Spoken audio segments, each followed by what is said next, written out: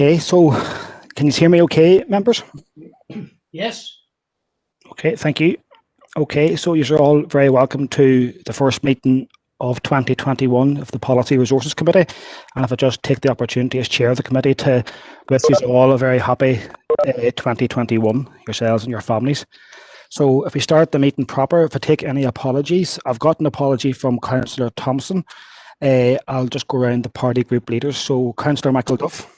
Okay, thought you were going to outline your vision for 2021. But Councillor Anne-Marie Fitzgerald. Thanks, Barry. And Councillor Warrington. No apologies, Chair, from us. Thank you, Victor. Is there any other apologies from the DUP? No other, Chair. Thank you. And Councillor Garrity.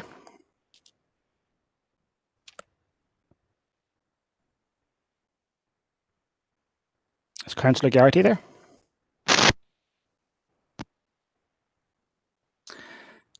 Have we any apologies from the SDLP?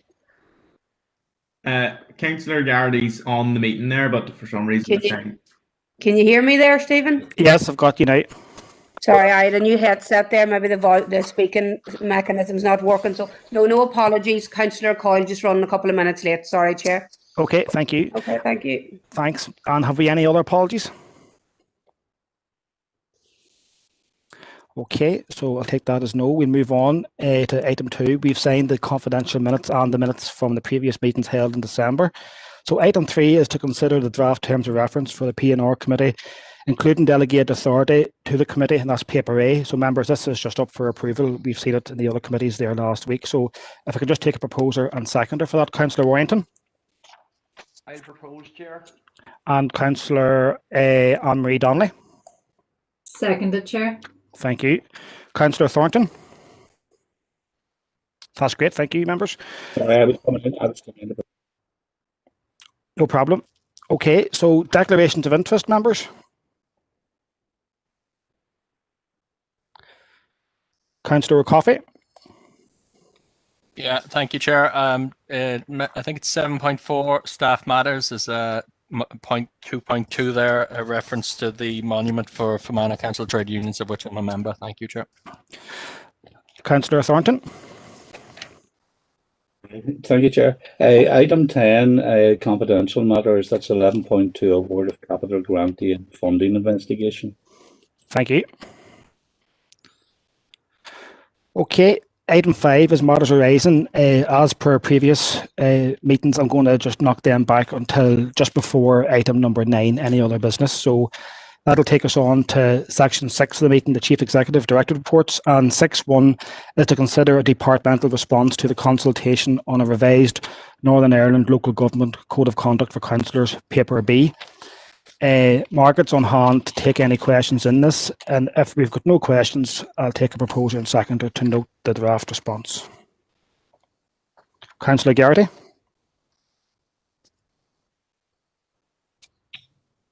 Go ahead, Mary.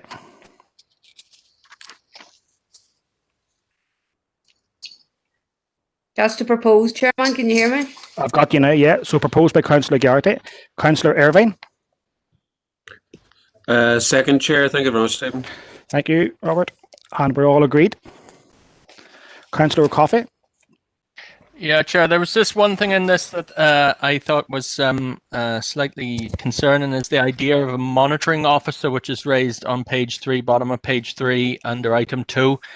And I'm just wondering what's the role of, and how is a monitoring officer to oversee the activity of democratically elected councillors if that monitoring officer is not him or herself democratically elected. So I'm just, that's slightly concerning to me that there would be any attempt to place constraints upon the freedom of elected members. Thank you, Chair.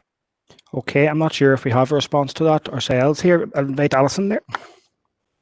Chair, just to advise, I know that in the earlier work on this, it was a recommendation from NILGA and others, and this was really on the back of feedback from elected members to ensure that there would be some dynamism to the code, but also that matters could be resolved quite quickly. I understand it's in place in Wales and possibly in Scotland as well, so that's really where it emanated from. Okay, so proposed Councillor Garrity, seconded by Councillor Irvine to adopt the draft. Are we all agreed? Yep. 6.2 is another draft draft response to the discussion document on a Northern Ireland climate change bill, and that's paper C.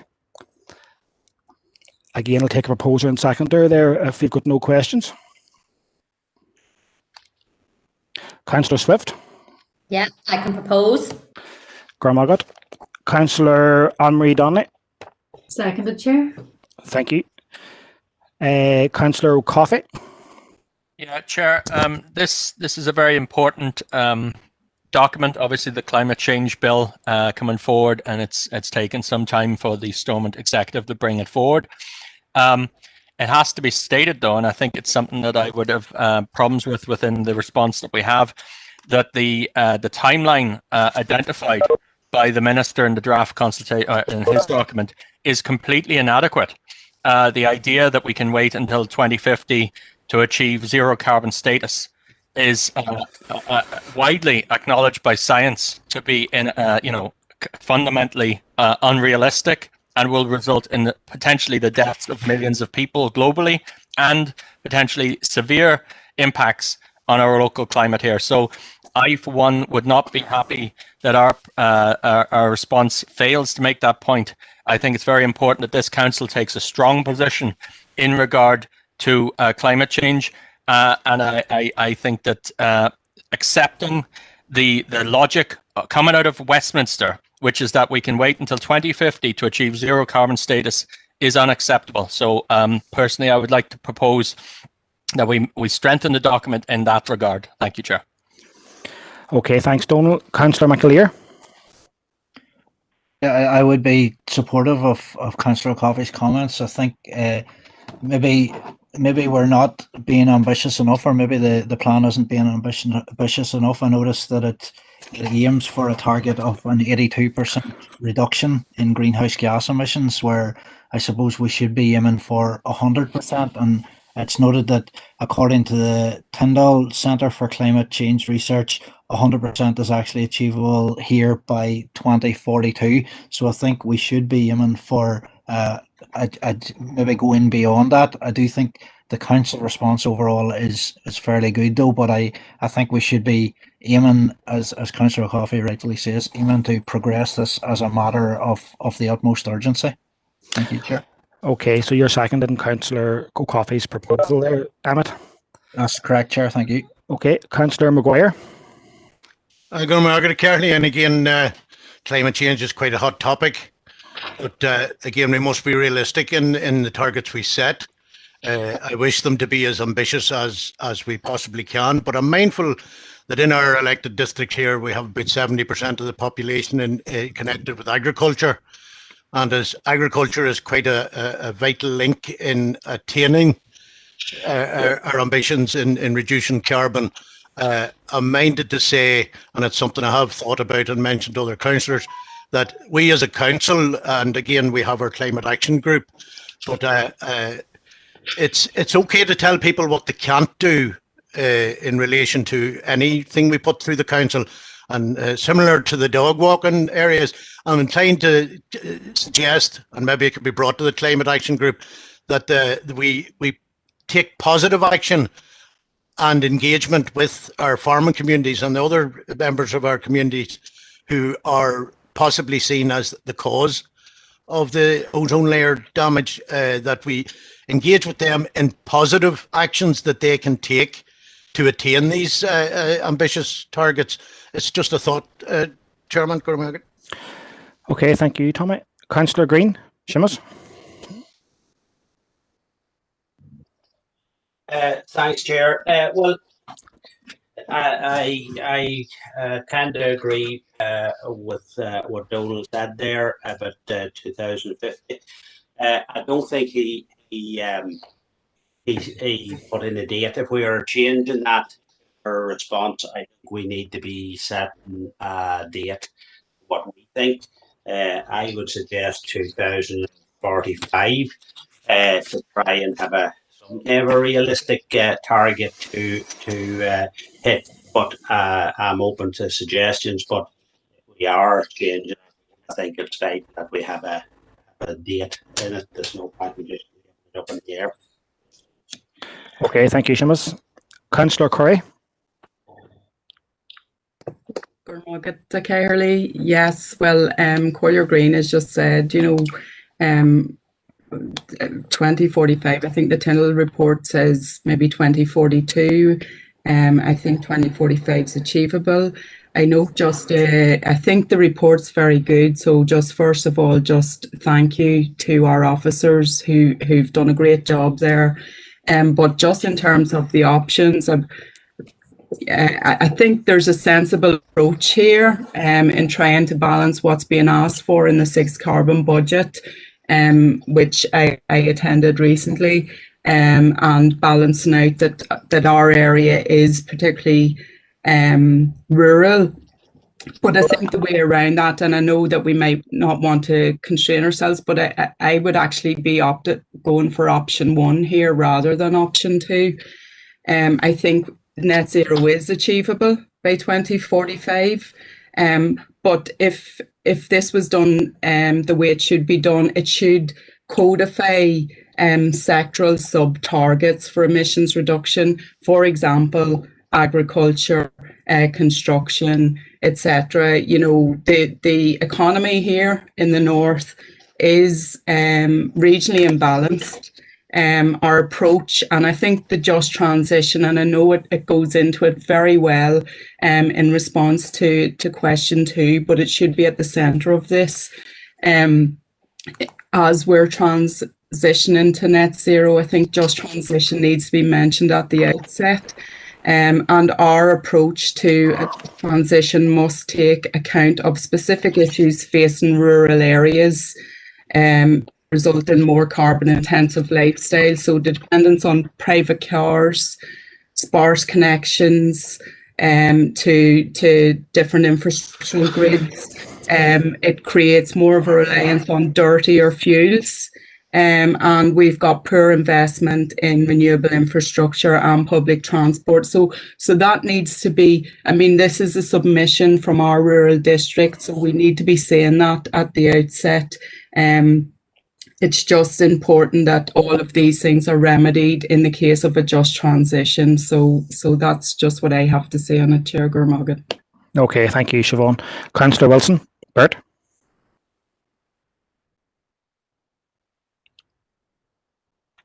Go ahead, Bert. I would agree with Councillor Maguire. As we are a really rural area on Northern Ireland, agriculture is one of its main industries. We need to take a sensible approach in this, and if it's not figured out by 42, I'll vote against it then. But at the present time, tractors and all that are now being, the machines are really being cut down, and emissions and all the rest. And would be nearly expected, a farmer would be nearly expected to put nappies on his cows and all that at the present time. So I do not, I would agree with Councillor Maguire and what he's saying, and I think that we need to take a very sensible look at this. Okay, thank you, Bert. Councillor McCloughy. Thank you. Councillor Maguire's, everybody wants to see this cut as soon as possible, but we also need to be sensible about it. We're looking people, we've even had people in this chamber saying that they want to farm like their parents and their grandparents used to farm, and we need to offer these people alternatives so that they know how to change their way of farming, and that's going to take a generational thing. Farming in Fermanagh and Omagh is particularly bad as it is, with all sorts of restraints on us, and it's something that's going to take time. We do need a sensible approach, and again, we need to quantify it in something that's realistic. Whilst we want to get this as quickly as possible, I'd like to see that we have it something sensible that we can achieve, and that obviously 2050 is an end date, but if we can achieve it before that, it would be obviously be welcomed. Thank you. Thank you, John. And Councillor Sean Donnelly. Thank you, Chair. Well, I would tend to agree a lot with what Councillor Maguire said there on I think everybody, something I have given a lot of thought to this last, not just because it's on the report, but just because I know I put my hand on my heart and say I could have done a lot more for the environment. And I don't think I've done that much more, but I think everybody, has a part to play, and helping the environment and helping the carbon footprint. You drive around, things that you see. Prime example here, goodness knows, Mickey McInnes and he was very close. School bus wouldn't come some morning, right? Mickey would say to me, "Go, Sean, 6 or 7 cars left your park there with one child to leave them at the school." Like everybody, everybody has a part to play. Go, airplanes is one of the things. Do we need to go on all these foreign holidays? As I said, the old people used to say years ago, to get down your high horse and look. That's what my motto is. I think that everybody has to look at it, and I'm not blaming everybody. Another thing, as the cat flips wear it. So everybody has a part to play. Thank you very much. Good man, Sean. Well said. So there's been some good contributions and suggestions and ideas there. So we can incorporate them all into our response. I'll just look to Bernice and Anne-Marie to ensure you're happy with them. Proposer and seconder. Thumbs up from Bernice and Councillor More than happy Anne-Marie. with that. Thank you. Perfect. Okay, I'll just, Margaret, do you want to comment there before we move on? Just for clarity, are we agreed now that we're going for option 1 with target date of 2042? Because I wasn't quite getting the same feeling from each of those comments. So are we going for option 1 and a target date of 2042? Okay, I sense the date might have been 2045. I heard maybe Councillor Greed mentioned, but I'll go back to Councillor Coffey there, maybe. I'll second Councillor Greens. Thank you, Chair. I'm very happy with what has been said there about option 1 and the 2042. 2042 is based on Tyndall Climate Centre's analyses, and it is a target, obviously, that we need to try and aspire to. Just quickly, though, on option 1. Option 1 is a Northern Ireland-wide option. Option 2 includes UK, Northern Ireland, and allows Northern Ireland to achieve less. So I think we should go for the more ambitious Northern Ireland target as opposed to being tied to a wider target, which allows us to fall behind the UK. Thank you, Chair. Okay, Margaret, is that okay? Certainly, I just wanted that clarity because I wasn't quite getting that from everybody who spoke. So that's absolutely fine. Thank you. Oh, okay, thank you, Margaret. Okay, members, thanks for that. So that takes us up to 6.3, and that's to consider our draft response to the Environmental Plans, Principles and Governance for Northern Ireland public discussion document, which is paper D. Again, Margaret's at hand to answer any questions or queries. And if we don't have any, I'll invite proposers and seconders there.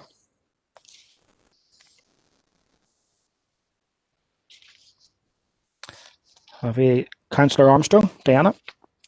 Thank you, Stephen. Thank you, Chair. I'm happy to propose the report. Thank you. Brilliant. Thank you. Thank you. And Councillor Erskine? Yeah, happy to second, Chair. Thank you. Thanks, Deborah. Councillor McAleer?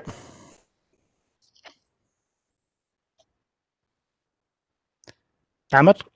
Sorry, Chair, the Surface Pro's being a bit slow and the uptake here. It's just in relation to this sort of the previous topic and this one. Now, the previous one went out for consultation the 8th of December with the response time of the 1st of February. This one went out the 10th of December, response by the 5th of February. And there's also, I suppose, confusion over a private member's bill that's been taken up in Stormont about climate change.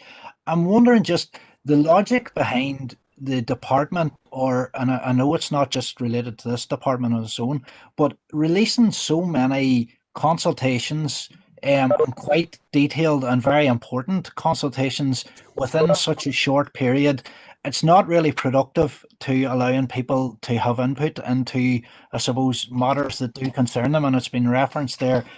There's people with great concerns in relation to the environment. I know there's talk as well about people involved in agriculture and working around how they can practice their work a bit better. So I really coming off the back of it, and I'm happy to see this, I suppose, being approved or noted.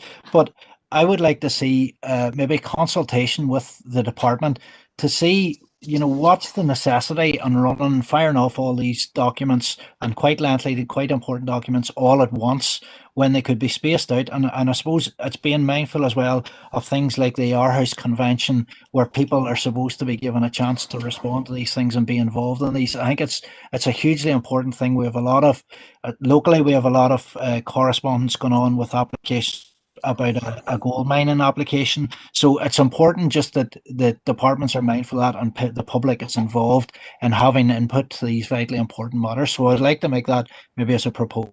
Chair, thank you. Councillor O'Coffey. Yeah, Chair, I'm very happy to second that proposal. I wasn't going to speak on this, not because I hadn't read it. I have read it. This is a very important policy. I'm very happy with the response the Council has come forward with. This policy deals basically with the outworkings of Brexit on our environmental protection infrastructure and architecture in Northern Ireland. And the OEP proposal that our council is calling for will hopefully provide some, at least, oversight for environmental protection purposes. I hope that is followed through on, and that it is most importantly independent. But in general, I think our response is quite comprehensive. And I'm happy with it, and happy to support it, and happy to support that. Thank you. Okay, thank you. Are we all happy, members, with that? I'll take silence as agreement. So that's proposed and seconded. Okay, members, thank you. So that takes us up to item 7 there, Corporate Services and Governance Directorate Reports. So 7.1 is our monthly financial matters update, Paper E. We've got Celine here to take us through the key points of that. So I'll just go over to Celine. Chair, members, hear me okay? Yes? Yep.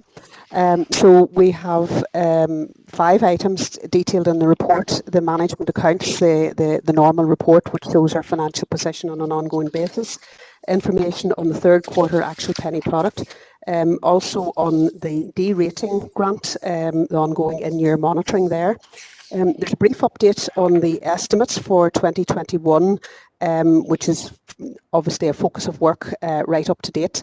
And just to clarify there, that the proposal is that we will have a further estimates working group meeting on Wednesday, the 10th of February at 5 p.m, leading into a special council meeting on the proposed for Thursday, the 18th of February, subject to confirmation of the legislative changes to allow a longer period for consideration of the estimates issues in the context of the current financial environment and COVID implications.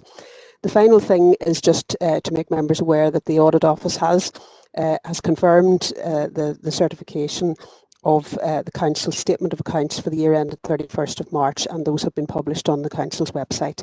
So I would seek your approval for the recommendation set out in paragraph 8, and just then also the confirmation of the further key dates around the estimates working group and special council meeting.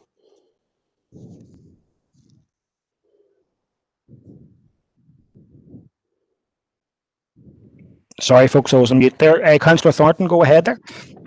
Thank you, Chair. Yes, I'm very happy to propose the recommendations. And just to say to Celine and the team, excellent work, and excellent work this afternoon at our estimates meeting. They make things very simple, and it's very useful to us all to understand, but very happy to propose the recommendations, Chair.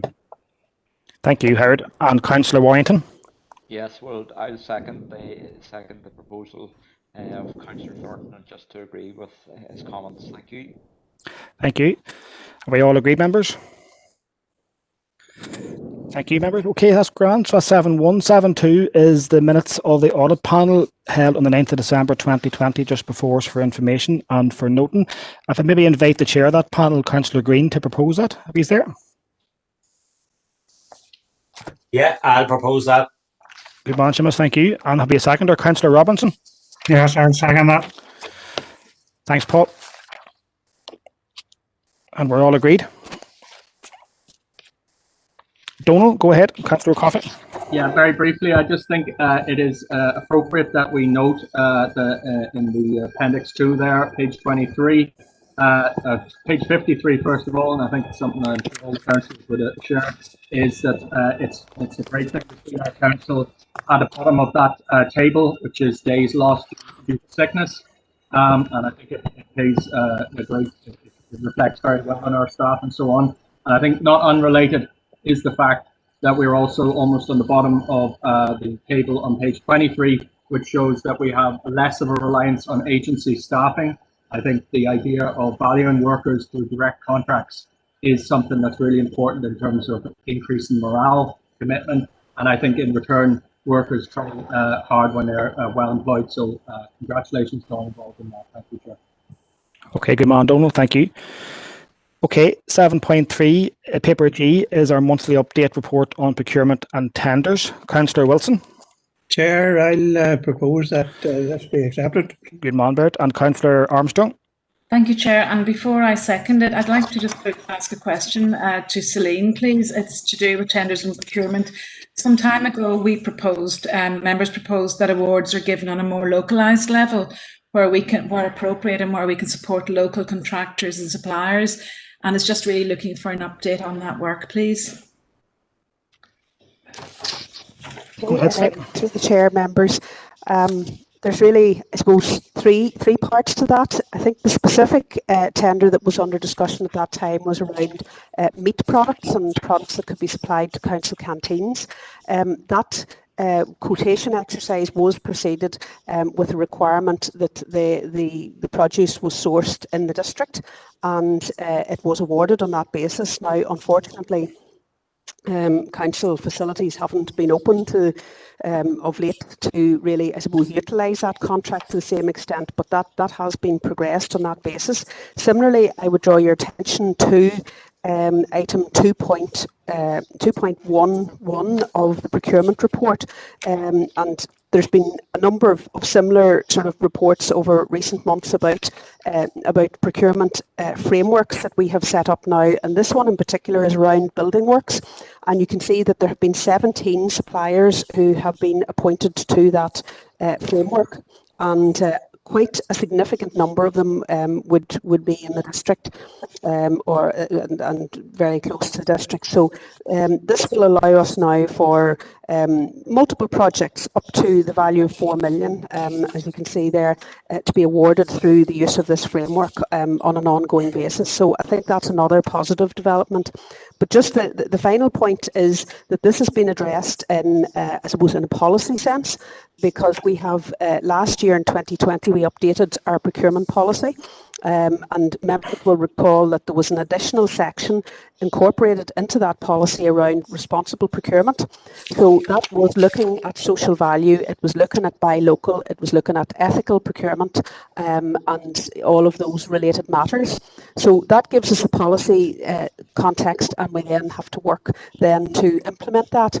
At the time that was discussed, one of the members had made a recommendation that we would make contact with Preston Council to look at an initiative around community wealth building, which they had taken forward. Now, that did take a little bit of time just to get in touch with the correct person, but I'm pleased to say that there is, I've agreed just this week, hopefully a date that will suit members for an informal briefing from Preston Council about their community wealth building programme, and that is for the 10th of February in, well, around at 2 o'clock. Again, we have to work. It's the leader, the chairperson of the council, who will be delivering it.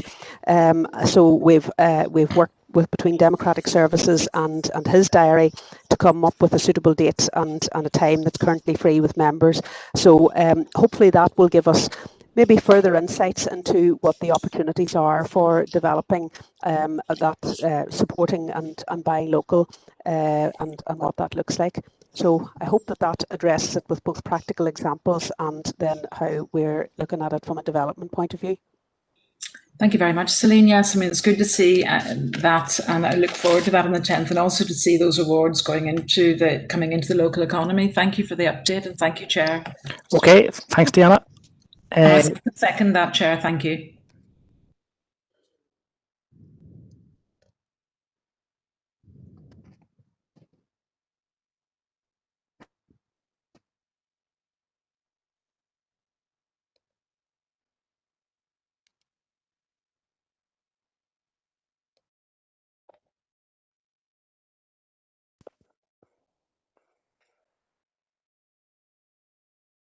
You're muted, Chair. How's that now? Seem to have a wee glitch with the headset there, folks. Apologies. Okay, Victor, go ahead. Sorry about that. Just a quick question for Celine. You obviously referenced item 2.1.1 there. I noticed on that 3 of the contractors actually all hit a score of 100%, and obviously we can't go any higher than that. So, how do you sort that out? For the want of a better way of putting it, and you're on mute as well. Okay, so in this instance, because it's a framework, there's a bar, I suppose, over which they must get, and you can see that, you know, looking across the piece there, most all of the tenders did score highly. So this is not a price-based tender. This was a qualitative-based tender that they could meet things to do with health and safety, again, local employment, and their general approach to building and building works contracts. So as described there in the paragraph, as a piece of work becomes available, it will be issued then to a random list of 8 framework members as a competition, and they will then price it. So all of the 17 who have been appointed have essentially pre-qualified now for any work that comes up over the next period of time with the council, but they will still be asked to give a price. So price will be a factor that will come into it, and you know, although some have scored 100% in this particular sense, equally the contractors who have scored in the 90s and indeed some of the 80s are also equally able to do the work and have been deemed suitable to be included on the framework. So the differential will come at the mini competition stage, and that will include a price differential. Thank you, Celine. I appreciate that explanation. Thank you. Go ahead, Councillor Maguire. Sorry, I just hand up for next item, Chair. Okay, go ahead then, Tommy. We're moving on to 7.4, which is our staff monitor paper Hitch. So, sorry, Chair. Yeah, sorry, Emmett. Go ahead. Sorry, very briefly, just on item 2.4 and that report, and it notes that there was costs anticipated to be in the region of 18,000 for consultancy fees. I think like that's quite a considerable fee. You know, going forward, like is this work essential, or is it something like, is it essential that it has to be outsourced? Is there some provision in-house that we could look at that? You know, I think it's important, just I suppose, when we're being presented with strict financial ties with as a result of the COVID pandemic, that we maybe look at ways where we can realistically save money. And to my mind, I suppose cutting down on consultancy fees, which can be, I suppose, quite large, maybe would be one area that we could investigate. So that would be a possibility going forward if we could look at that. So maybe if I could propose that we investigate maybe the consultancy expenditure of the council and see where we could maybe limit that, or as I say, if there was a facility or availability to work in-house to cut down on that external spending. Thank you, Chair. Chair, if I could just respond on that. I suppose consultancy fee may not be the most appropriate term to use there. I would probably more describe it as professional fees.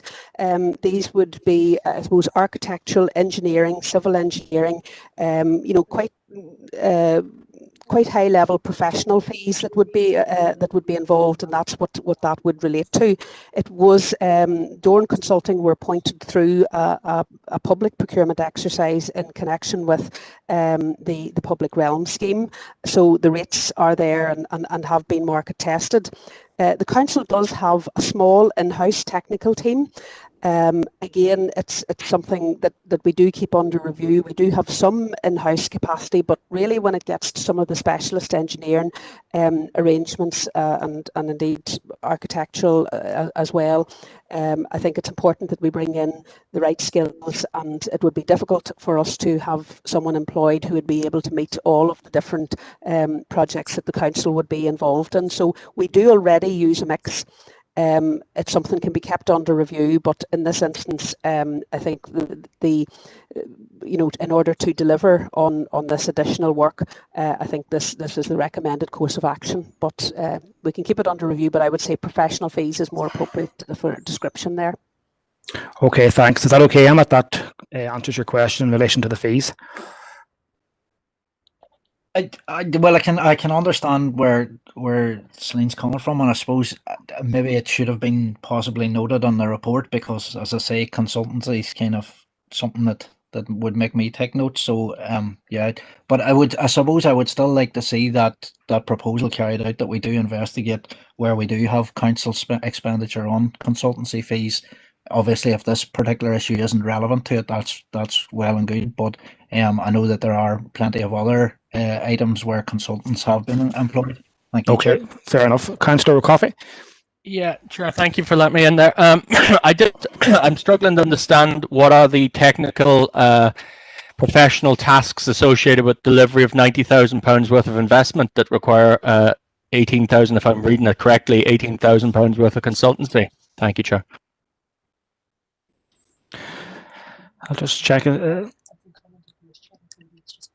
Okay, I'll just invite maybe Alison just for a brief comment there on that. Yeah, Chair, just to confirm the works that are actually involved in that. So it's the full specification, the design, the liaison, the technical engagement, the engineering drawings, the building or the planning application, the associated work, the appointment of the contractor, and the supervision of the scheme. So it would be entirely in line with the pre-tender estimates, the budget, and indeed is eligible for the grant aid. And we don't have the in-house expertise or capacity to enable us to take this element of the project forward, which is why we have gone to use the existing professional services on the public realm scheme. Okay, thank you, Alison. I just remind members that we do have an opportunity to raise any individual or specific queries directly with both Alison and Celine prior to the meeting. So I'd always encourage people to take that opportunity. Councillor O'Reilly. Thanks, Chair. I just wanted to mention 2.3 there, the direct award contract. I note that we are now going to have cameras in the chamber. And I was just wondering what exactly the direct award contract is. That because we have an existing contract with the acoustic or the sound system in the chambers. I think you're on mute there, Celine. Through the chair, yes, that is correct. So our audio recording system, the microphone system that we have in the chambers, and the voting system that is currently in the chambers is operated through, and the software that is used for control of the meetings by the chair is provided by the company Absolute Technologies. And in order to ensure that this works to the best of the technical capabilities that there are, we have to purchase something that sits and works alongside that. The other alternative is that we start from fresh and purchase an entirely new system, which our market research would indicate would be much more expensive than that.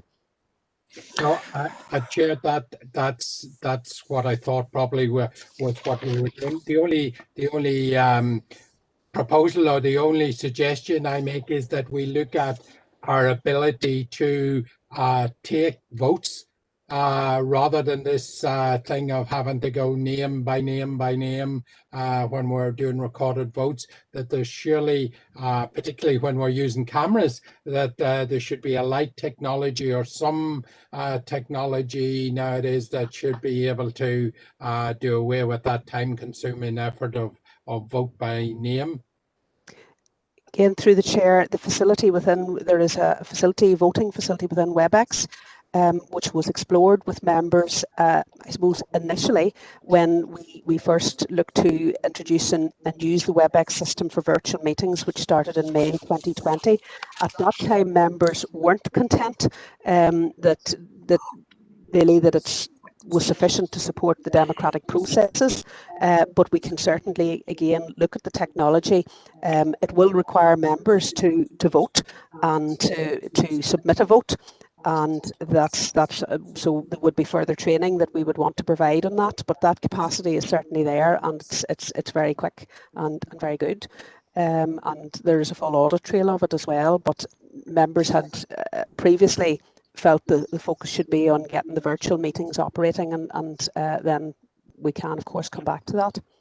Yeah, lovely. Cheers, Chair. Thank you. Okay, Thomas, thank you. Go ahead, Councillor Keenan. Eamon. Thank you, Chair.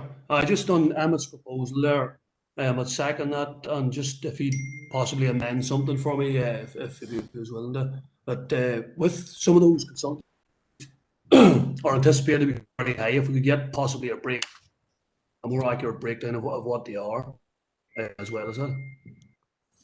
I'm not sure if we can do that. Maybe I'll just revert to through Celine. Chair. I suppose I'm not aware of any consultancy fees that would be particularly high. Any consultancy fees that are incurred are provided for in the budget. They're generally reported to Council through the relevant committee. If it's in connection with a tourism development project, we will seek your approval. An example would be the current study that's going on around the Gorchin Lakes. Yes, there will be an element of consultancy involved in bringing that together, but it's fully reported to Council, and it really does form part of our development work and the work to support investment and growth into the future.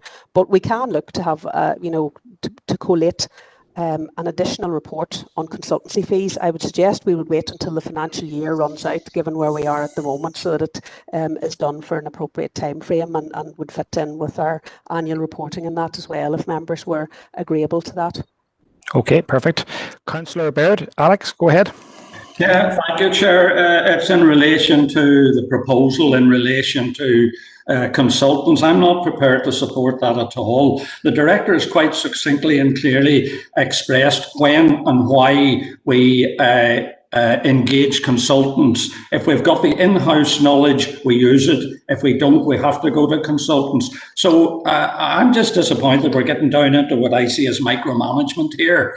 I don't think it's practical at all. I think the discretion of the directors and the senior management team as to when consultants should be utilised is down to them. I won't be supporting that proposal. Thank you. Okay, thank you, Alex. Okay, so we've got Councillor Bird dissenting from that proposal from Emmett. Has everybody else agreed? No. No, sorry, Chair. No. Sorry, Okay. Chair. Sorry, just put up your hand if you want to speak there, councillors. Councillor Maguire, go ahead. I seek some further clarification. I wasn't quite sure what the precise nature of the proposal is in relation to the work that our officers is doing. Some clarification, please, Chair. Yes, Emmett, just clarify your proposal there, please. So it was a report really into council expenditure on consultants, and I suppose like tonight's a prime example where something has been labelled as a consultancy fee, and we're being advised now that it's not actually a consultancy fee, it's to do with architect's fee and engineering fee. So it's really to clarify what council expenditure has been put out on consultants, and then to, I suppose, to see where we can source in-house or where we can do that in-house going forward, because as one of the members has referenced there, 18 or anticipated fee of 18, so we're not even sure if it's £18,000 out of £90,000 is being spent on a consultancy fee. It seems like quite a high percentage. So it's really to get clarification along, I suppose, the stated aims of the council to be open and transparent and accountable, that we would request that information. So hopefully that explains it a bit better. Okay, Councillor McClary. Sorry, Chair, if I could come back on that with that clarification. Go ahead, Tommy. Sorry about that, but in response to the answer asked for, now that we've changed the terms of reference of every committee, does an ad hoc proposal like this coming in then take the weight of a council proposal? Because I'm mindful to the suggestion the Chair made to the last inquiry that a phone call to the relevant officer would facilitate that information to any councillor. I'm not so sure that we need to get a full formal council backing for the information the councillor is seeking. That's just the opinion off the top of my head. Having said that, I'm quite happy with the response Celine gave me. I'm fully aware that in the real world, when you go to do something, you do need an architect or a professional to come in and help you with your plans. Thank you, Chair. Okay, thanks. If I ask the following councillors just to be brief in their comments there, please. Councillor McClarry. Thank you, Chair. It's just to ask if Alison or Celine could clear up. I believe the standard practice, 20% of the cost of a contract for all those fees around architecture, employing, and the indemnities involved. I understand 20% is standard, so 18,000 out of 90,000 seems standard. And also, can we have a clarification on where we've had councillors ask for consultations to be carried out as well, and what cost those were going to cost as well, if we are going to do this motion? Okay, Councillor Irving. Thanks very much, Chair. Just partly alluding to what Councillor Bird said, and also Councillor Maguire. The more we ask officers to do, the more we're actually tying officer time up, and that is a cost to the council as well. And also, Councillor Bird is quite correct. We're now getting into micromanaging the directors, and we should be giving them a clear head. We take the strategic decisions, they take the executive decisions, and what they're doing is completely right. If some councillors can't get their head around that, then they better go and get it sorted out. I would be against this proposal. Thank you. Okay, thank you, Robert. Okay, I'll just invite Alison to make a comment, and then we move. There's clear dissent around this proposal, so I'll invite clarity from Alison, and then we'll move to a vote on this. Go ahead, Alison. Chair, just in relation to Councillor Maguire's query about whether this matter would fit appropriately with this committee, it would, as generally as a finance and procurement matter. So therefore, any decision would have a resolution after this evening. But I think the second point, and it was alluded to by members already receive this information.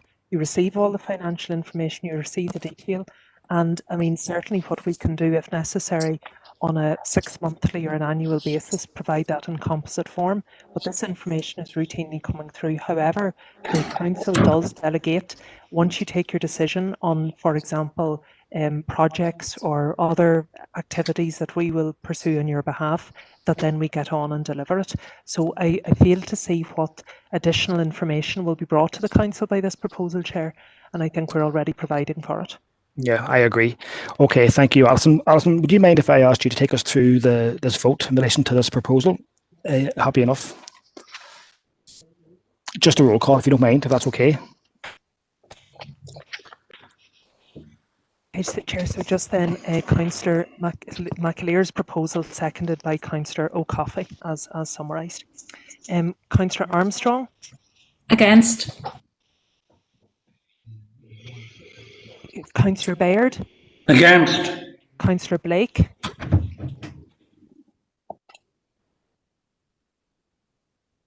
Councillor Blake is here, Chair. Councillor Buchanan?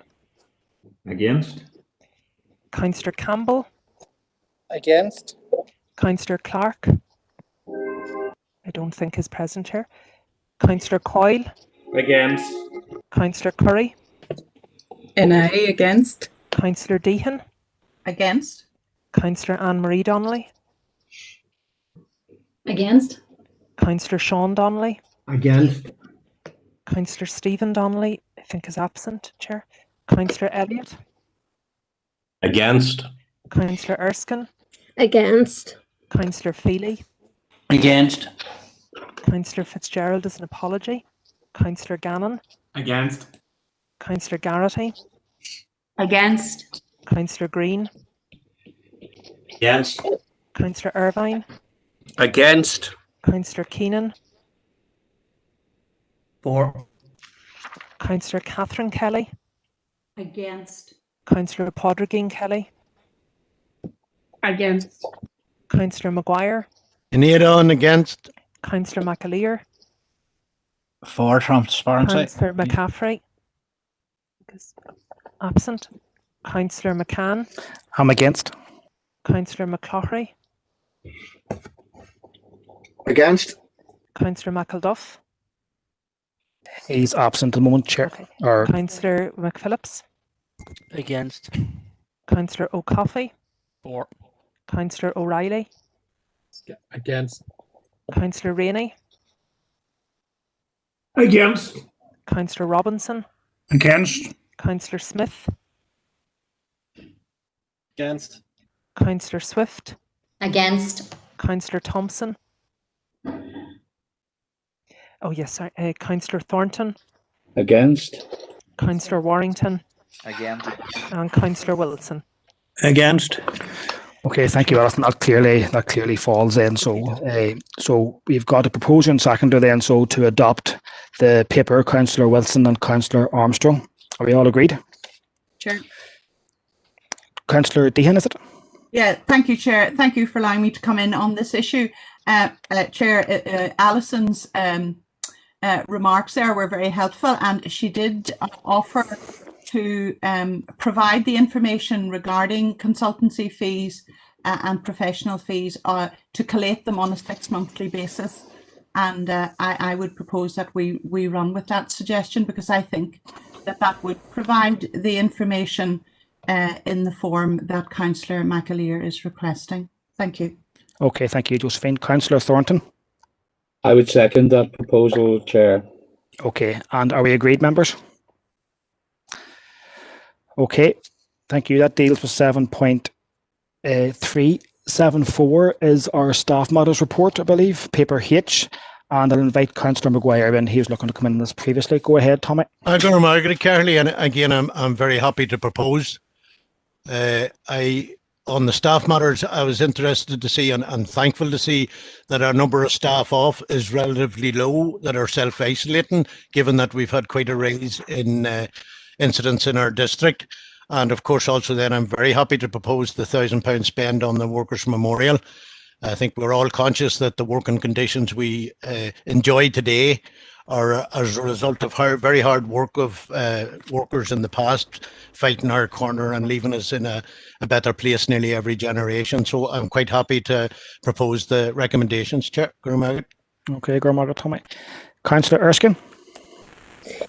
Yes, Chair, just to second that, but also just to say as well, our staff have coped fantastically during the pandemic, and I think it's only but right that we pass on our thanks to all the staff, given that this is the first meeting in the new year of this committee. So I just want to thank the staff for all that they have done during 2020 as well. So just to put that on record, thanks, Chair. Okay, thank you. And I suppose if I can also just acknowledge the staff's contribution to date and their ongoing contribution to making us able to deliver the services that we deliver day and daily for our constituents, and just send best wishes to all those who may be off at this time due to COVID-19 and wish them well. Paper A, 7.5 on your agenda is a Director's Report of Corporate Services and Governance. Paper A, Celine. Chair, members, 3 items in this report. First of all, for your information, there is a draft proposed schedule of meetings for April 2021 through to March 2022, with a number of alterations to the normal routine as highlighted around holiday periods and to accommodate the AGM and other issues there. So your consideration to that or any alterations, all meetings scheduled for 7 p.m. as with the exception of planning, as previously highlighted. Just a brief update on the transformation programme to let you know that it's now focused on, I suppose, internal work around organisation review and employee development, and also potentially looking at post-COVID recovery and service delivery into the future.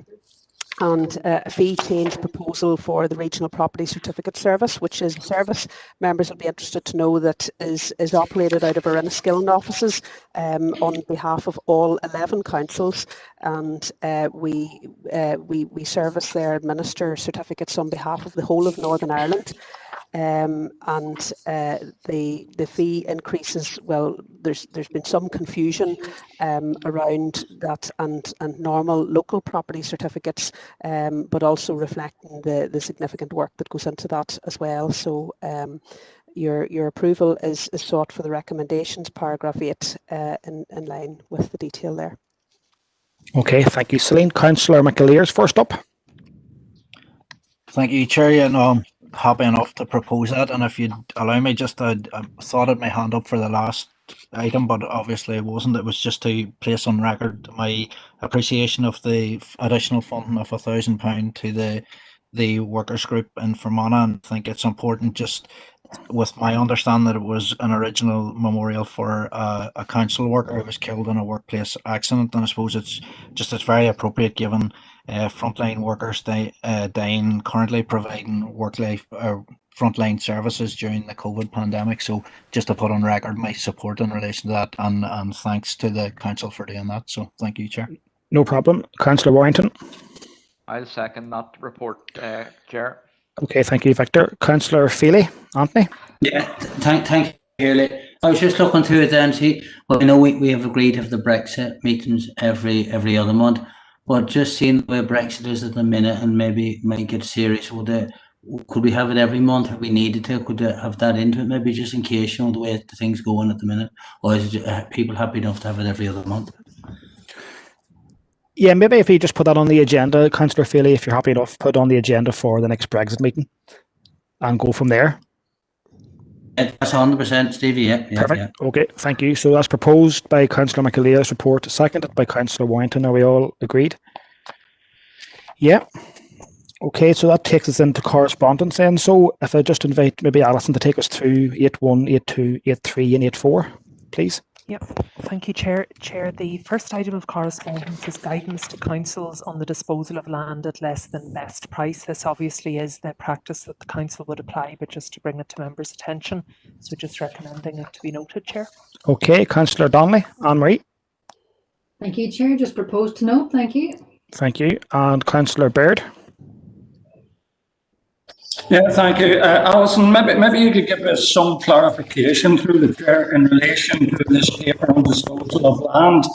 We recently went through the exercise and I voted for disposal of the Melvin Centre in Garrison. Now, it says in the paper, if I read it correctly, that prior application has to go to the Minister. How are we fixed with the disposal of the Love Melvin Centre in relation to this paper and its wording? Thank you. Chair, I'm mindful that obviously matters were discussed in confidential around disposal of certain assets. So in relation to that particular site, Chair, just to confirm that we have complied with the guidance and we're awaiting feedback from the department. Okay, Councillor Bird. That's excellent. Thank you very much. I didn't want any hiccups in the system. Brilliant. Thank you. Councillor McAleer. Yes, I suppose I'm mindful of this just being problematic in other council areas. I'm wondering, would there be a possibility of providing information to councillors if indeed there are instances maybe where this has occurred previously and hasn't? Maybe this. I suppose what I'm trying to figure out is this an issue in this council area, or is this historically an issue, or is this something that we have been aware of, or we are mindful now going forward? So it's really clear. Sorry, Chair. No, it's not been an issue. Our council has always adhered to the guidance, and this is merely just setting out the communication from the department. So we've implemented this in the past, and we'll continue to work with the guidance by the department. Oh, that's perfect. That's the question answered. Then I'm happy to either propose or second the noting of that. I'm not too sure if that was previous. I think it's all been done, but well, maybe seconded, maybe possibly. I'm happy to second it then. Yeah. Grand. Thank you, Councillor Coffey. Yeah, Chair. I don't want to get into matters that are obviously on the confidential. That's brilliant to hear. Thank you. I'm just wondering if it's possible to bring back a little bit of a report at some stage on the matter that was raised by Councillor Bird and how we are complying with this, because it was something that I'm sure we all considered, and I don't think it was fully, certainly not relevant to, respective to this advice. Wasn't a comprehensive analysis provided that would address the issues raised in this, if you get me. Thank you. No, Chair, well, we will be reporting back on the department's correspondence in relation to this, or the particular site in question. Okay, I'm happy enough with that. That's grand. Okay. Mr. Chair, if I could also clarify that any land disposal matters are not a delegated matter. It's an absolute requirement that they're reported to council. So that means that all land issues are reported to council. You regularly see those, and their updates are provided to members.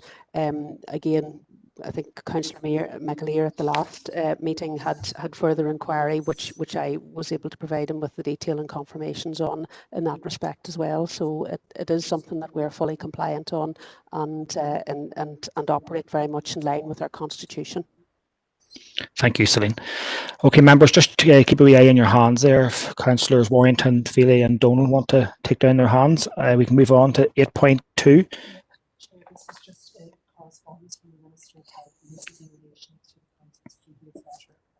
I think you're in mute. Sorry, Alison. Apologies. Sorry, Chair. This is a response from the Minister in relation to the Council's correspondence regarding to the responses to the Department's reshaping stroke care consultation. So the Minister provides details there in his letter, Chair. Okay, Councillor Curry. Scormagada Caherly, yeah, in response, just completely echoing the Permanent Secretary's response.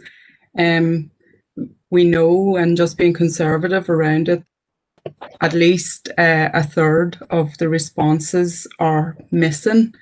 And that's bearing in mind that both letters now have quoted Fermanagh and Tyrone in its totality, when we know that,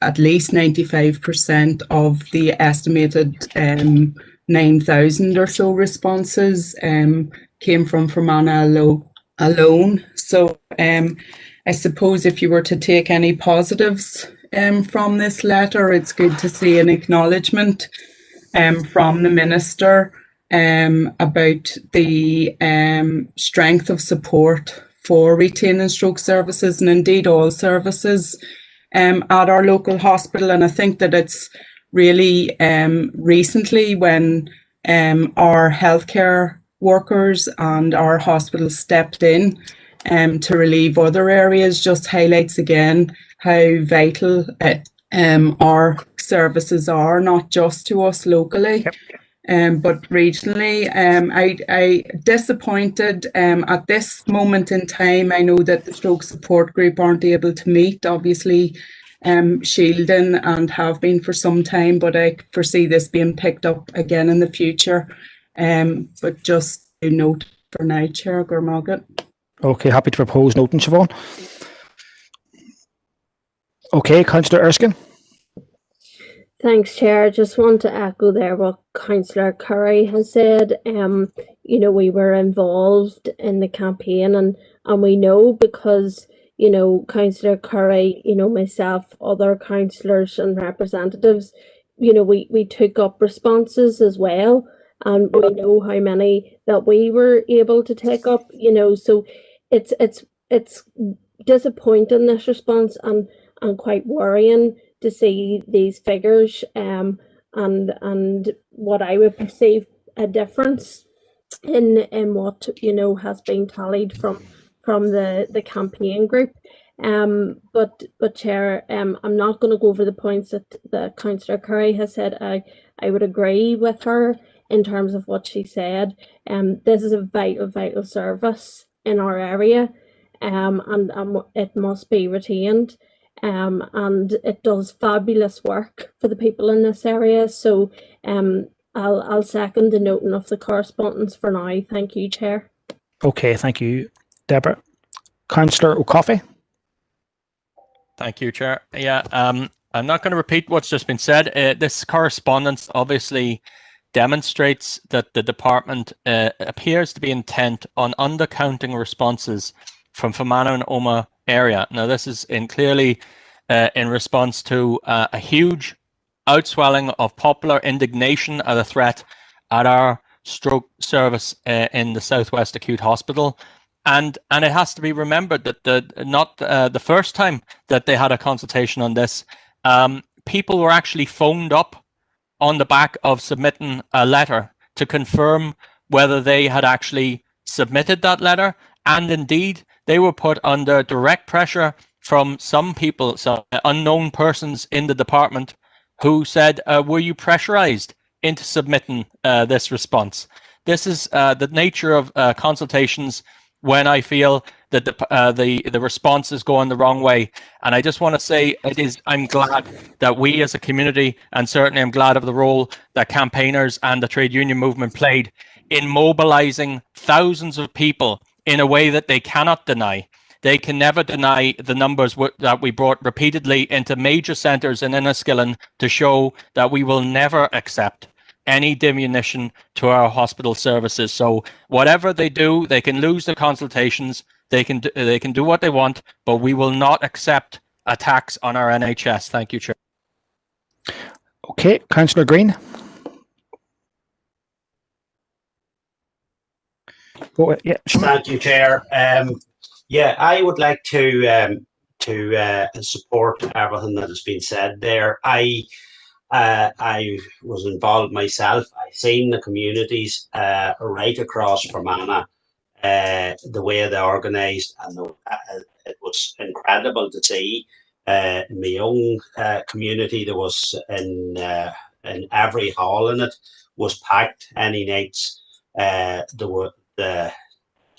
petition was being signed. People came in their droves to it. There was at least 9,000, possibly near 10,000 left up. I definitely think that this should be challenged in some form or another. I know this has been already challenged, but to just note this, I am a bit uncomfortable with that. I just don't think it should be let go.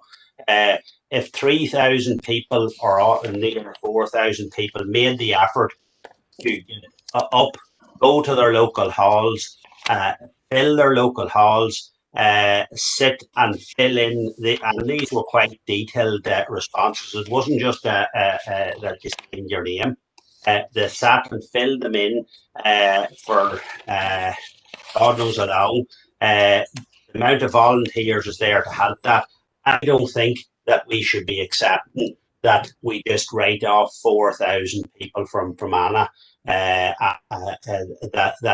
they didn't bother or that they didn't come. And I think I don't know, is there a legal remedy? Can we ask for a legal opinion on this? I think it's shocking. I think there's something almost sinister about the fact that almost 4,000 signatures and consultation has disappeared. That isn't easily done. If you put 4,000 documents together, it's a fairly substantial. I seen 6,000 in the Killyhaviland one night in boxes, and I tell you, it was a substantial size of a thing. And then the other ones that went up, it's shocking. I think we should be looking for legal advice on this. I think we shouldn't be letting it go, and that'd be my suggestion. I don't know what others think, but I think we should be standing up for these people that made the effort. Okay, thank you, Seamus. Councillor Thornton. Hey, thank you, Chair. Yes, I mean, along with all the other councillors, it wasn't one party, it was right across the board. Everybody helped out here with halls, church halls, whatever it may be, community halls. And I am disappointed, the same as everybody else. What I'm wondering, I mean, first of all, it was a tricky questionnaire that was already been mentioned to fill in. But whenever they say the 6,097, have we asked the right question? Have we asked how many rejected questionnaires there was? because they quote fully completed questionnaires, individually responses. Should we be asking how many they rejected from melanoma rather than how many they accepted? Just a point, Chair. No, it's a fair point. I would interpret that maybe as being from individuals as opposed to maybe groups, but that could be maybe incorrect daily, you know. But no, it's a fair question, Councillor Thornton. Councillor McAleer. Thank you, Chair. Yeah, I'd be if that's a proposal from Councillor Thornton, I'd be happy to second that. I think as a representative from the Tyrone end of the district and having been in attendance at the meeting, at least one of the meetings in the Killyhevelan, the strength of feeling right across the district can't be denied, and I would fully support the statements made by Councillor O'Coffey and by other speakers on this subject. I think the strength of feeling can't be denied, and it's recognised in the meeting the letter response that we have. I think it's vitally important that for each and every person that has taken the time, whether it be to sign a petition or to complete the questionnaire, that their objections and their own personal experiences are noted and recorded as part of this response, because you know we're an area that's been stripped of so many things, and our health services under such threat, and the OMA end of it, I don't need to tell anybody about what we have lost over the years, but and I note even that there's news emerging this evening of urgent and red flag cancer surgeries being cancelled or postponed in the Western Trust area.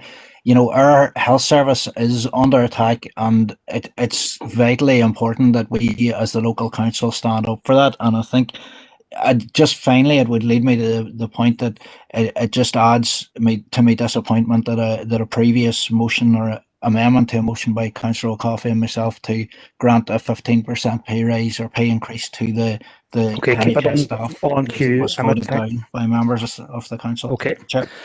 Okay. Lana Ray, Chris, Councillor McCaffrey. Well, look, I think we're all broadly in agreement about this issue. It is very worrying, and that correspondence back from the department, from the minister, is deeply concerning. I think just in terms of the consultation itself, it was deliberately ambiguous in the way that the questions were put to the public, and deliberately confusing. And unfortunately, although I am an optimist, we do have a proven track record of healthcare being neglected by the department in Fermanagh and indeed the Omagh and Tyrone county. But I think that we need to have some sort of, if I take Councillor Thornton's point, we need to have some sort of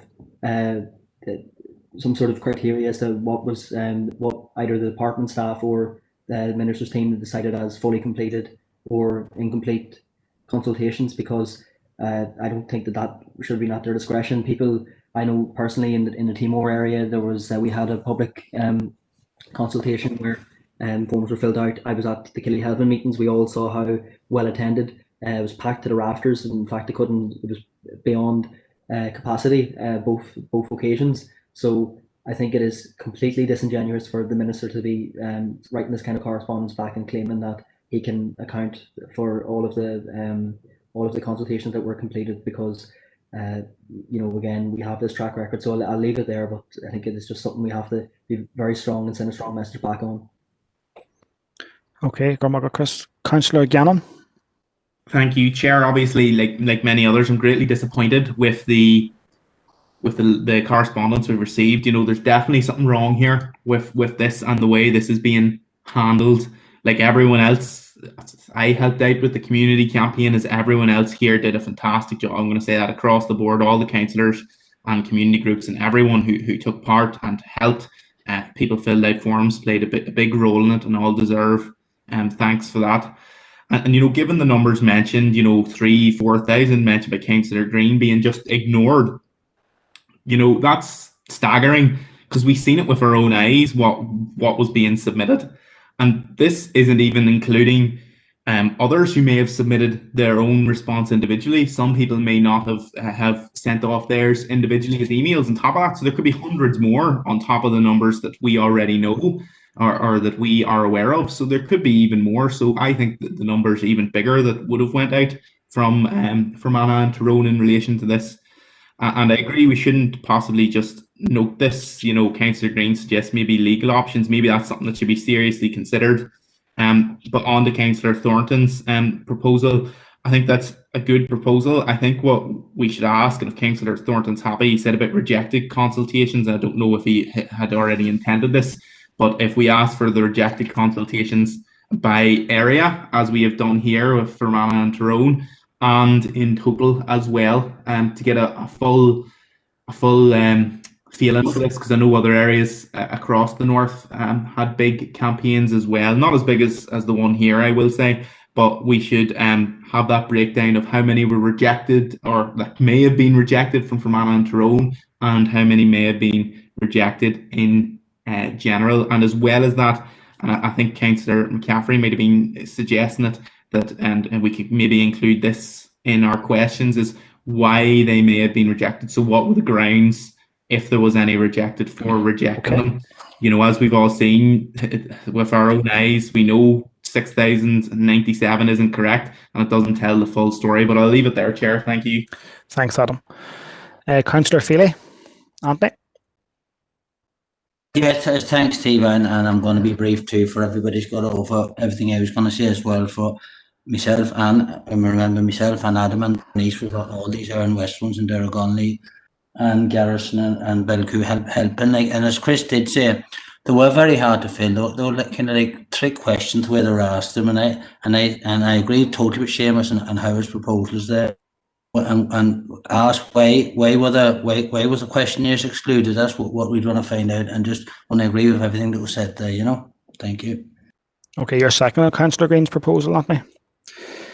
Yes. Okay, Councillor Michael Duff. All right. Thank you, Chair. Chair, I just want to say that we as a council absolutely need to be vigilant on matters like this. Really vigilant, and vigilant as a council, because I don't believe that over a long period of time, senior officials in the Department of Health have good intentions towards services west of the Ban in Fermanagh and Tyrone. And they're always talking about critical mass and patient throughput and never taking account of rurality. And I wouldn't give the Department of Health the benefit of the doubt in this case. I would remain sceptical. And I would like to think we have allies in the leadership of the Western Health and Social Care Trust. I would like to think that, and I do think that. But one thing that I would say to this meeting is that I and three others handed over a document on a previous occasion to the Department of Health regarding a different matter at an important consultation, and we met the senior official from the Department of Health with the document, and we handed over the document, and the senior Department of Health official said to us, "Thank you for the document. We can now set about rebutting your arguments." And I hadn't read one page. Not one page had they read, but the frame of mind they were in was, "We shall now set about rebutting your arguments," without turning the front page, without even opening the document. So I think we have good cause, because in Belfast and in the Department of Health, I believe there is a determination to reduce acute services west of the Ban. And at this time in our council area, we're talking about a hospital in Enniskillen, and we need to be very careful and very vigilant. Thank you, Chair. Okay, Barry. Siobhan, briefly, if you can, please. Yes, and Gormagad Hurley, thanks for letting me back in. I think there's been some good points made. I think Councillor Green is right in looking for legal opinion on this. I just wonder, also a very good proposal there from Councillor Thornton. In the noting of it, I should just point out, Chair, that I was just bearing in mind the Fermanagh Stroke Support Group, who had been in contact with, but as I said, they're just not able to meet, and a lot of them are sheltering at the minute, so who could give us more definitive answers on the records they have. But as other councillors have said, we were bringing these directly to the department, and that's not counting the ones that were going in from other directions as well. So could we get this information under Freedom of Information request, and could we have, yes, I agree, just the detail on if questionnaires have been rejected. Gormagat. Briefly, Councillor McCaffrey. Gormagat, I was just coming in to see if Councillor Curry's comments needed seconding, or if that's part of Councillor Thornton's proposal, because I think a freedom of information request would be definitely needed at this stage. Gormagat. Okay, no problem, thank you. So I think the way forward here then, so this is my understanding of it, is that we don't note this correspondence, that we seek a legal opinion on the content of it, and we also query the individually completed questionnaires point that Councillor Thornton made, and also maybe look into a freedom of information request. Is that the gist of it, Alison? No, I think that's perfect, Chair. I think in terms of the freedom of information, we would request the detail in the first instance and then say if we need to invoke freedom of information, we would do so, but I would hope it should be openly available. Are we happy with that, members? I'll take silence as agreement. Okay, thank you, folks. 8.3 then, so is to consider a correspondence from the Department of Health in relation to access to GP services. This is something that'll be important to everyone that we represent as councillors. We've all been contacted by those who are find it very difficult to access their doctors at this time. So I'll invite Councillor Campbell. Yes, Chairman. Well, I suppose I propose we note the correspondence. It does provide detail on the range of approaches, if you like, to meet patients' needs at this time. And I suppose I still have concerns that whilst GPs are seeing people face to face where appropriate, it's difficult maybe for us all, for members of the public, to imagine what would merit a face-to-face consultation. And you can imagine people being disappointed when they don't get that consultation. And I am concerned too that people will be actually put off seeking an appointment if there's that impression there. So it is important, I think, that the message is put out there that GPs are accessible. Yes, there's triage, there's phone access, there's e-consult online, etc. But that where appropriate, they will be accessible in traditional format, because some people may not be willing, or perhaps maybe not really able to articulate exactly in the way that they would face-to-face their concerns. They're used to traditional access to a GP, and that's what that's the only avenue they'll pursue. So I suppose I remain concerned, Chairman, that people will not seek appropriate health advice and consultation. And I'm wondering, could I propose that the council, maybe in our communication, we all have responsibility as councillors, of course, but the council as well, encourage people and remind them of the fact that GPs are accessible, and to not ignore any health concerns, because something that can be very minor, or appear very minor, can, as we all know, and others in the chamber know better than me, can, when combined with other symptoms, lead to a very serious diagnosis. So, Chair, I would propose that we can add that message. And maybe it's something we're doing already, but maybe that we reinforce that message through our social media, but also printed media as well, that the council might be putting out there, Chairman. Okay, good proposal, Councillor Campbell. Councillor Warrington. Thank you, Chair. Well, obviously, we and you're on that committee as well, on the Health Committee, with the council met with the HSC, I suppose it's about 4 months ago now, is it? And we had quite a long discussion with them that day, and just as Councillor Campbell has said, you know, he has hit the nail on the head in two ways. You know, people are very set in their ways in this part of the world, and when they make an appointment with a doctor, they don't want to talk to the doctor over the phone. They don't want to give a receptionist their aches and pains, whatever. They want to be able to go in and sit down and talk to the doctor. And unfortunately, just with the current situation, that hasn't been possible. I know certainly the representatives that they did give did say to us that, you know, the doctors will see face-to-face patients, but just not on the same volume as they were. And I think that's where the problem starts. You know, people are not getting in on the one-to-one face-to-face consultations, and that's part of the problem. So what can we do? I can't see anything changing certainly in the next couple of months on that. You know, at the end of the day, the GPs are saying that if they need to see somebody, they will see them face to face. But on the large volume of patients ringing in, will either be triaged or they'll give consultations over the phone. Thank you. Okay, thank you, Victor. I think that's back at our last health and social care group meeting, and all members are called that day did articulate their constituents' views about some of the difficulties or perceived difficulties that they had and experienced in getting access to GPs. And it was a good discussion, as you say. I know I see Pat Brawley on this letter here. He was there that day, and I can't recall who else, but no Pat was there. So hopefully they took on board our comments that day as well. Councillor Keenan, Eamon. Thank you, Chair. Yeah, sort of echoing the sentiments of everybody else, but I have had a lot of complaints from people in Lissaskey here that they've been waiting on the phone for like an hour and even longer times for an appointment. And this is a regular thing in the Maple Group. I was wondering, could we write back and ask them, or propose to write back and ask them, is there a minimum time limit that people should have to wait on the phone? And if not, you know, could they try and see if they could work towards that? There's like you know, an hour on the phone, people are just going to give up. They're missing their appointments. You know what I mean? Okay, I do know myself, Councillor Keenan, that I think GPs and others maybe might know better here, but GPs are almost like a self-employed, independent people. You know, so I don't know how we can do that. You know, but I'll seek clarification maybe from others. Alison, maybe, or.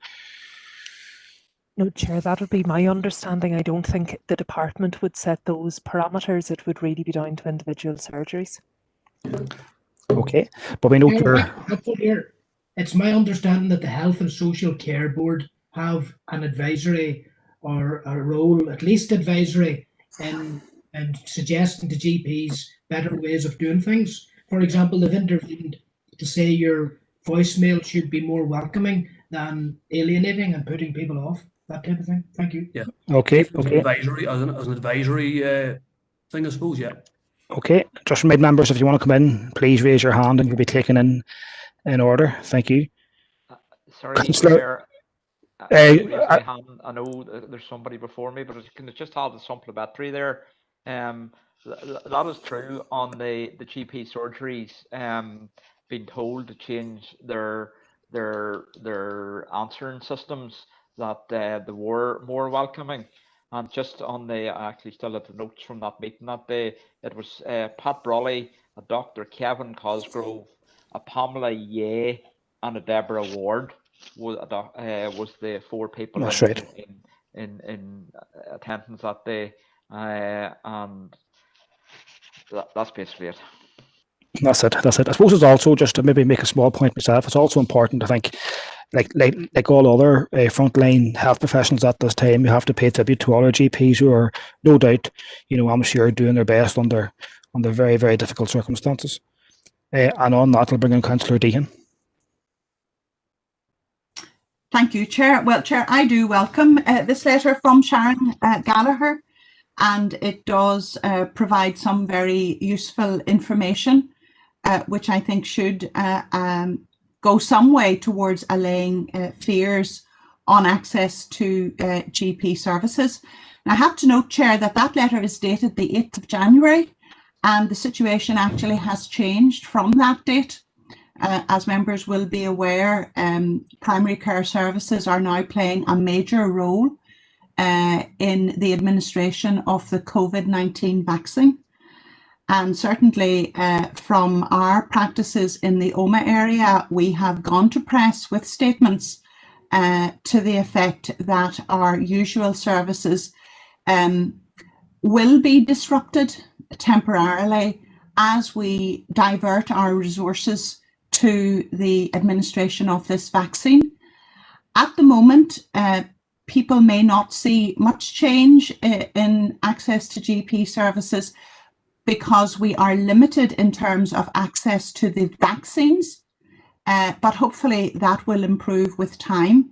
But eventually, we're hoping and expecting that the entire population, with the exception of those groups who are excluded from the vaccine, will receive the vaccine. So there may be some diminution of GP services just while we undertake this piece of work, and we are committed to delivering that vaccination program as quickly and as efficiently as we can.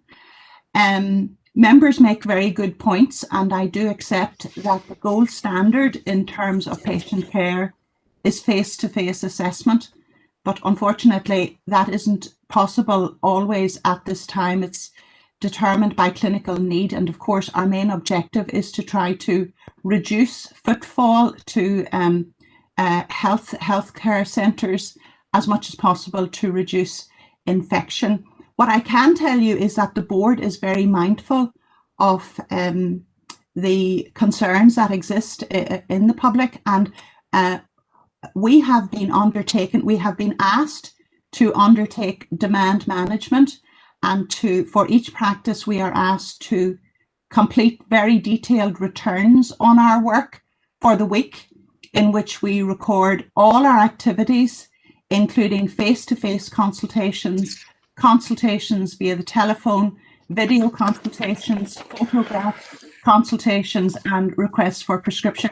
I can assure you, Chair, that it is very difficult and time-consuming to do that on top of our work, but it is a requirement. So the board does have very, very accurate information on GP activities, and we continue to strive to provide the best service that we can under very difficult circumstances. Thank you. Okay, thank you, Joe. Councillor O'Coffey, go ahead, Donald.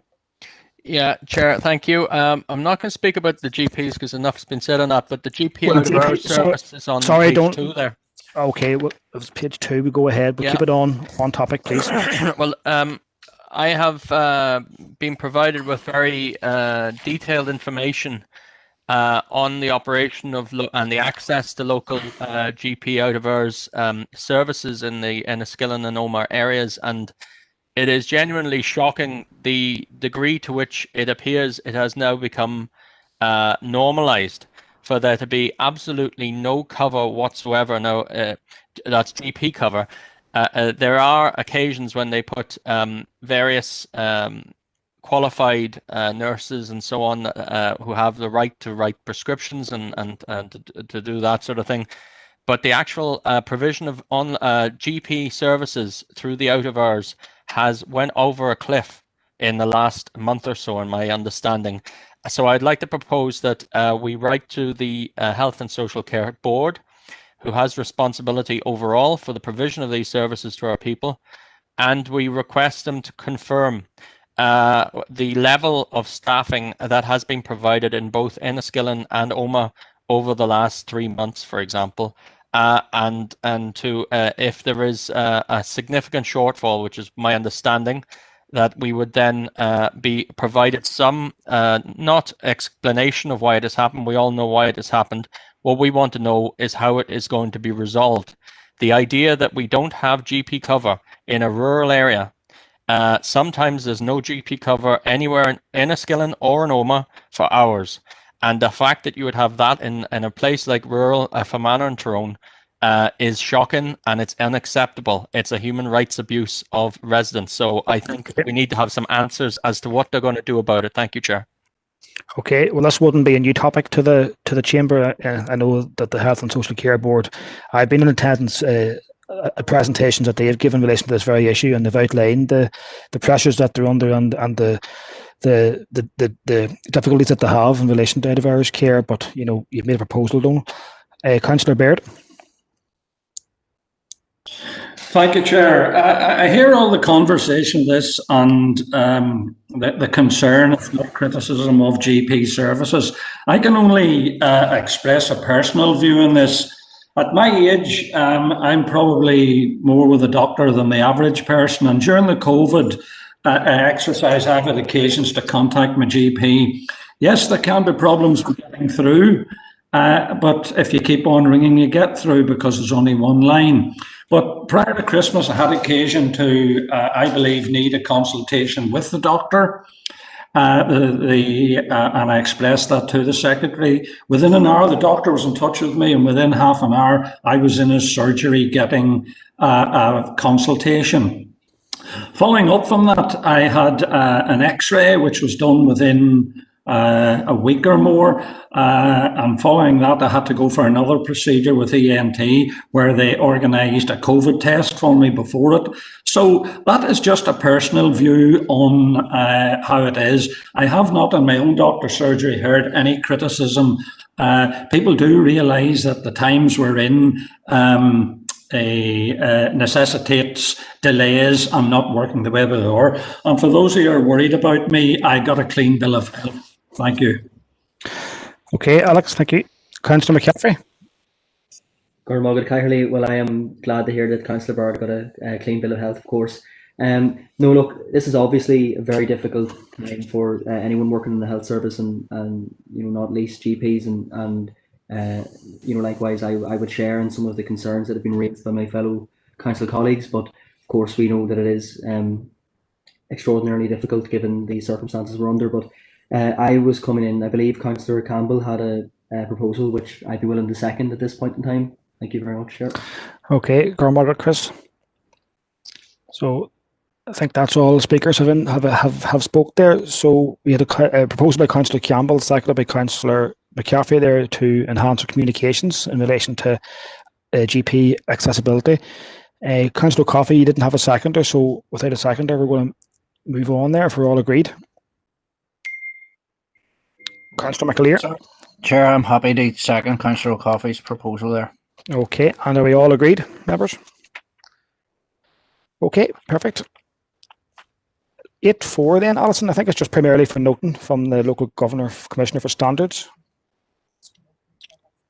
Okay, perfect. Sure, let you maybe take them on through. Okay, Chair, just the first item, as you say, for noting from the local Government Commissioner for Standards, just around updating of email addresses for members and checking your inboxes, but also junk folders as well. So just proposer and seconder to note that one, please, Chair. Councillor Garrity and Councillor Amree Donnelly.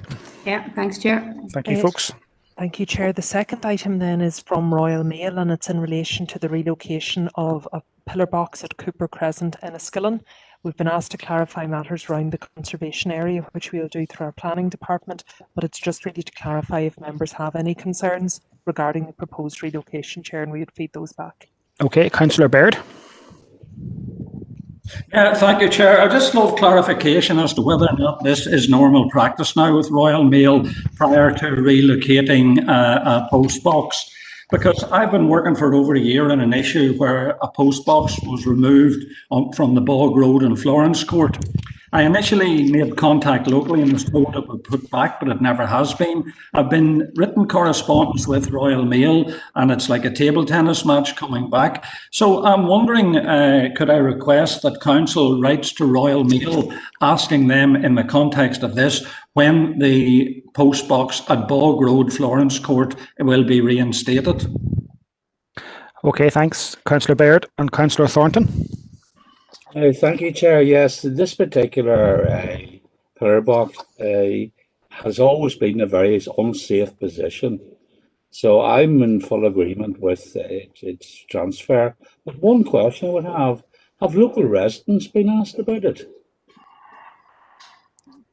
Chair, my understanding is they put up some they being Royal Mail put up some notices in the immediate area. And I don't know if they do any significant community consultation and then they consult with the local authority.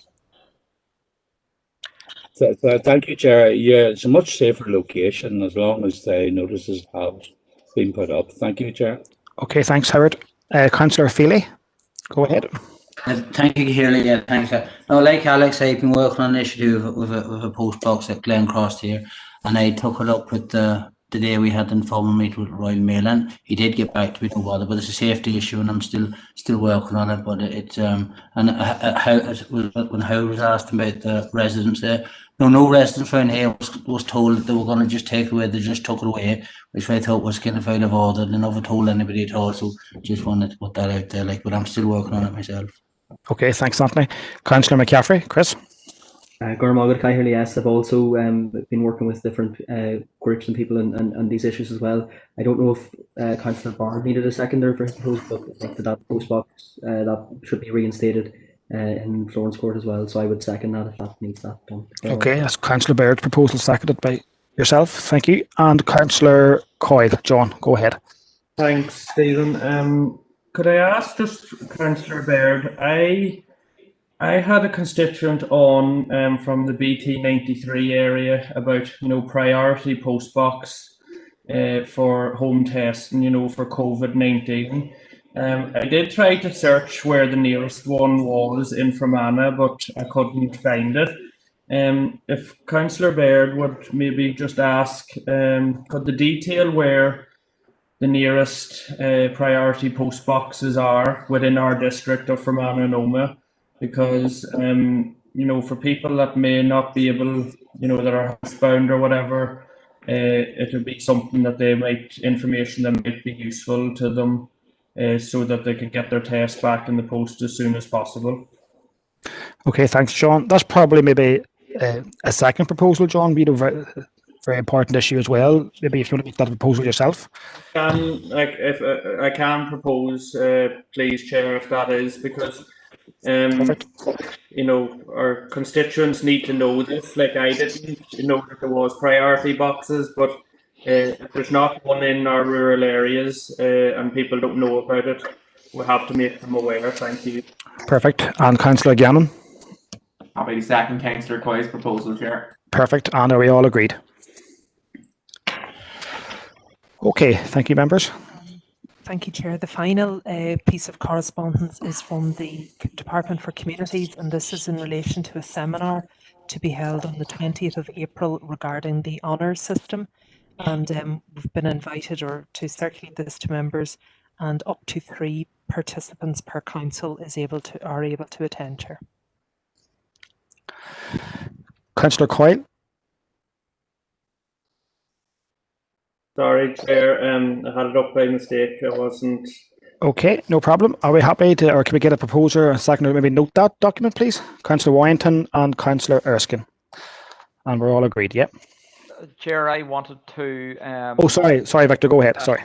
I wanted to put forward Councillor, I think it's a free seminar.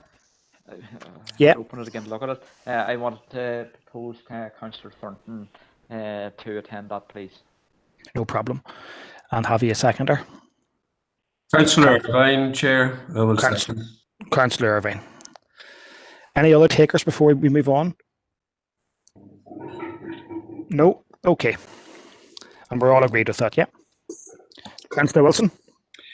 Yes, Chair, maybe you're not right. No, we're going to go back to matters arising first, Bert, and then I'll come back to you, all right? What? Okay. Now, so that's the correspondence Alison dealt with. Okay, perfect. So we'll go back now to item 5 then. So I think it was item 5 to deal with matters arising from the 9th of December.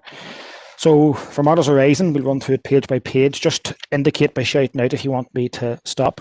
So page 1, 2, 3, 4, 5, 6, page 7, page 8, page 9, page 10, 11, 12, 13, and page 14.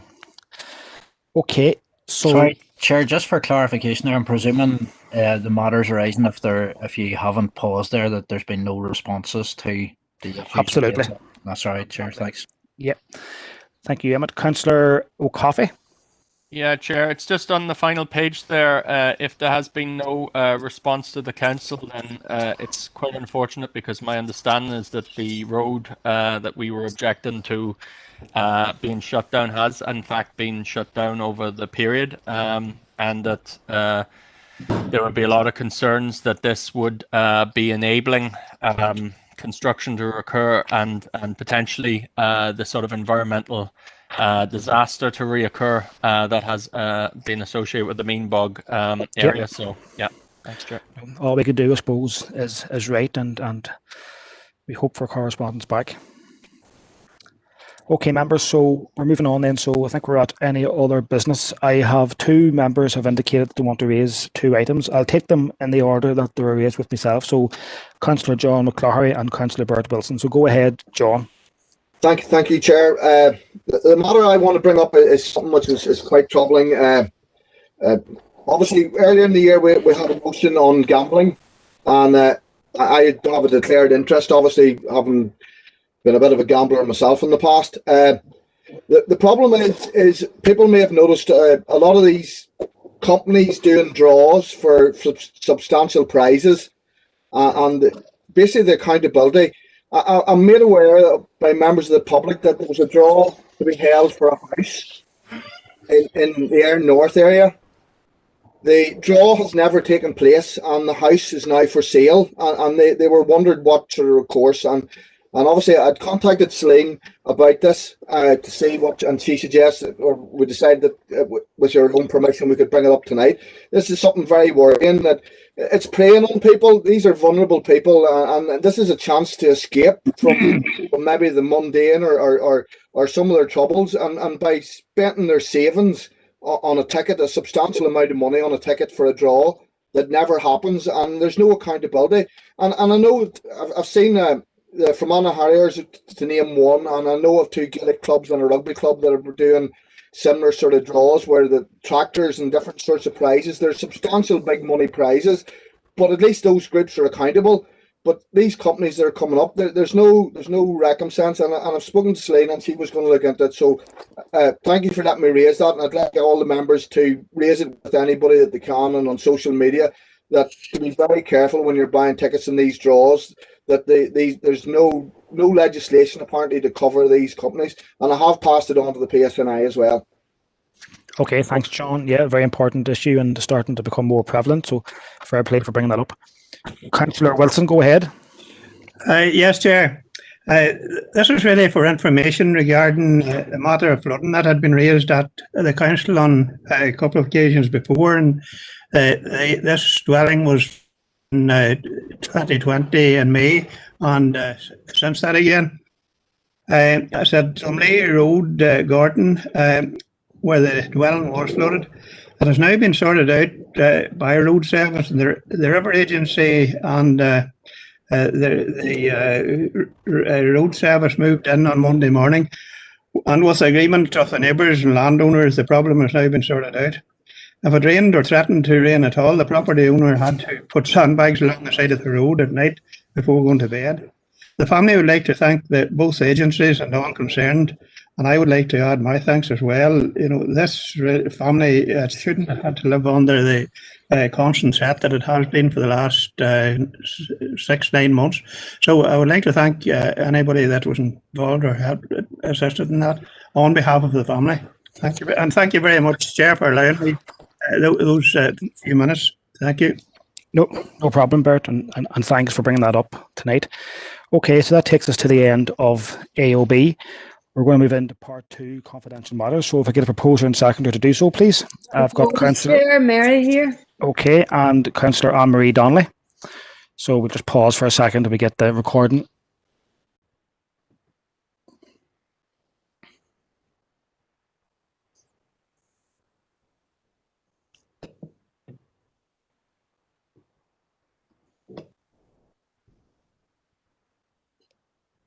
Okay, so that's us back up and going again. So I'll just invite the Chief Executive to provide a summary for part 2.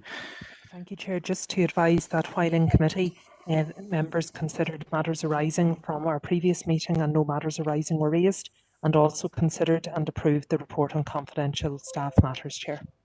Okay, thank you. And if I get a proposer and seconder just to adopt that report, please. Proposed, Chair, and I think Alison omitted some part of that, but we know what she left out, and we'll not embarrass the Director any further, but happy birthday nonetheless. Thank you, Mary. And can we get a seconder, please? Second. I've got Councillor Warrington. Okay, do we all come off mute now and sing happy birthday? Okay, after yourself, Victor. If you want to lead off, I'm sure we'll all follow in. As long as somebody's behind me. But just on right, just on a serious note, maybe if I just maybe now just do officially wish on behalf of the committee, Celine, who's celebrating her birthday here today, and it's been, as members have alluded to, it's been a busy day, and wish you well for the rest of the evening, Celine. So Thank you, everybody. okay. Chair, I was being serious about singing happy birthday. And that's why I moved on so swiftly, just in case you might. You're singing Warrington. Okay, members, with that, I bring the meeting to a close. Thanks a million, and we'll see you all back in February. See you later.